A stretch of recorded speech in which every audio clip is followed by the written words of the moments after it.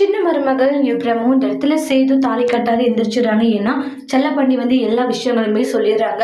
அப்ப தான் தப்பை உணர்ந்துடுறாங்க. தாமரையும் அவங்களுடைய அம்மாவோ இவ்வளோ பெரிய தப்பை பண்ணிட்டு இப்ப மன்னிக்க சொன்னா மன்னிச்சிருவோமான்றாங்க. கொஞ்சம் கூட மனசாட்சின்றதே இல்லை. இவ்வளோ தப்பு பண்ணிட்டு சேது உன் பொண்ணுகிட்ட தப்பா நடந்துக்கிறான்னு சொல்றீங்க, எப்படி உனக்கு மனசு வந்தது அப்படின்னு சொல்லிட்டு பயங்கரமா சண்டை போட்டுட்டு இருக்காங்க ராஜாங்க. அண்ணன் என் பொண்ணு இது மாதிரி லவ் பண்ணா, அது இல்லாத சேது மேலே ஆசைப்பட்டா. ஆனால் அப்படி இருக்கும்போது சேது கிடைக்கலான்ற ஒரு இதில் தான் அவள் இப்படி ஒரு ஐடியாவை யோசிச்சு வச்சா. மற்றபடி வேற ஒன்றும் இல்லைண்ணா அப்படின்றாங்க. போத நிப்பாட்டேன்றாங்க. அதுக்காக உன் பொண்ணு நீ இந்த எல்லைக்கெல்லாம் போவீங்களா?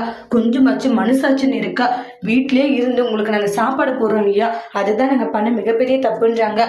இந்த வீட்டுக்கு இப்படி ஒரு துரோகத்தை பண்ணணும்னு நினைச்சிருக்கீங்களேன்னு சொல்லிட்டு பயங்கரமா கோவப்படுறாங்க.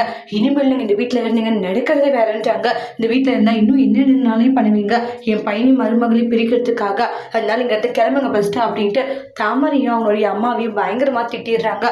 ஆனா அவங்களுடைய அம்மாவும் தாமரையும் இல்லை, ப்ளீஸ் நான் இன்னொரு டைம் நாங்க தப்பு பண்ண மாட்டோம்ட்டு எந்த அளவுக்கு ரிக்வஸ்ட் பண்ணி பாக்குறாங்க. எனக்கு கேட்கறது இல்லை. உடனே தமிழ் செல்வி என்ன சொல்றாடோ அதுபடி கேட்கலான்ற மாதிரி முடிவு எடுக்கிறாங்க. தமிழ் செல்வி இருந்துட்டு கொஞ்ச நேரம் யோசிக்கிறாங்க. தாமரை போயிட்டு தமிழ் செல்விக்கிட்டையும் ரொம்ப ரெக்வஸ்ட் பண்ணி கேட்குறாங்க, ப்ளீஸ் தாமரை நீ எனக்கு உதவி செய்ய அப்படின்ட்டு. தாமரை அவங்களுடைய அம்மா தமிழ் செல்விக்கிட்ட ஃபீல் பண்ணிக்கிட்டு இருக்காங்க. ஆனால் எதுவுமே பேசாத இருக்காங்க தமிழ் செல்வி.